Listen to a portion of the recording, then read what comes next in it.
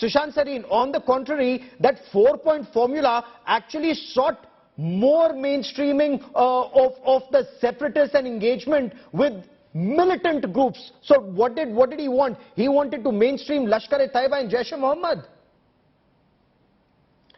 Exactly, and you know, that was the real problem, because the Pakistanis were leading us up the garden path and we were walking in it, you know, as is our want. We always do this. I don't know who, you know, with all due respect to the ambassador sitting on your show and his fraternity, but somehow Indian diplomats seem to be rather naive while dealing with Pakistan, Indian politicians even more so.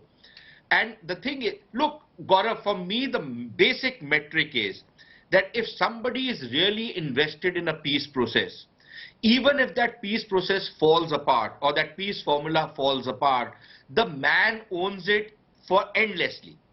Please tell me, if after 2008, when Musharraf quits his job, he's no longer the president, he's put in the dustbin of history, is there any occasion on which he owned up that formula, where he pushed for it, where in various public lectures that he was giving, he said that this is the only thing which can work, this is what I will counsel to my people and to the Indians? Did he ever do that?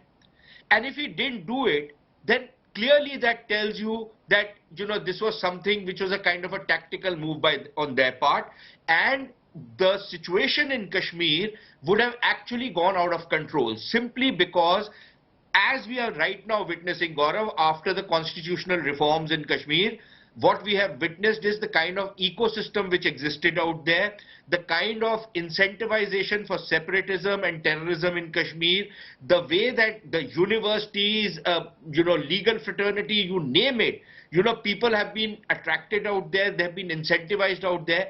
At least after the constitutional reforms, we started to break that ecosystem. But a very powerful ecosystem that's desperately trying to come back. That ecosystem would have been unmanageable.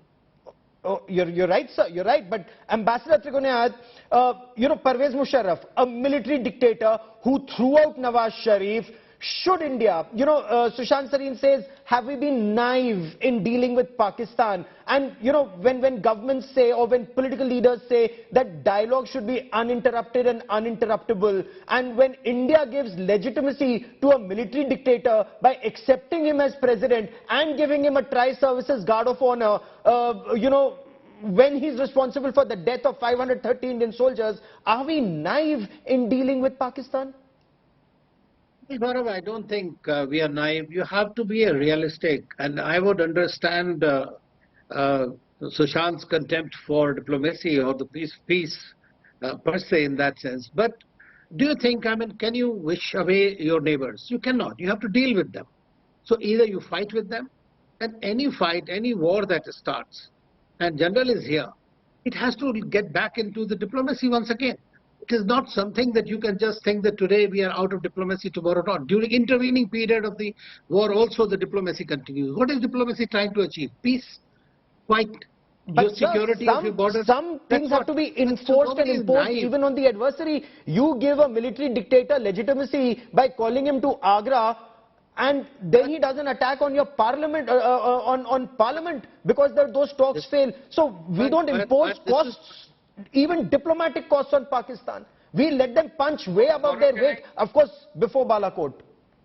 Can I put a question to Ambassador Trigunayat? Okay, go ahead. Yes. Sushant Sareen, sir, if you'd like to take a question from Sushant Sareen. Yes, sure, definitely. He's my friend. So, yes, you know, Ambassador Saab, we keep hearing this, that you can't wish away your neighbors. But is it only one neighbor who cannot wish away the other one, or does that responsibility also devolve on the other neighbor? Now, if your other neighbor is hostile, shows no sign of, you know, reconciliation, is unreasonable, is irredentist, how do you deal with that neighbor? Do you deal with that neighbor with pusillanimity? Do you deal with that neighbor by falling for whatever, you know, snake oil that neighbor is selling? Or do you deal with that neighbor with a position of strength? Do you fall for a trap Ambassador, would you like to quickly respond to setting for us?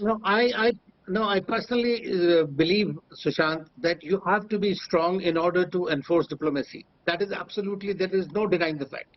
And Pakistan understands that very well.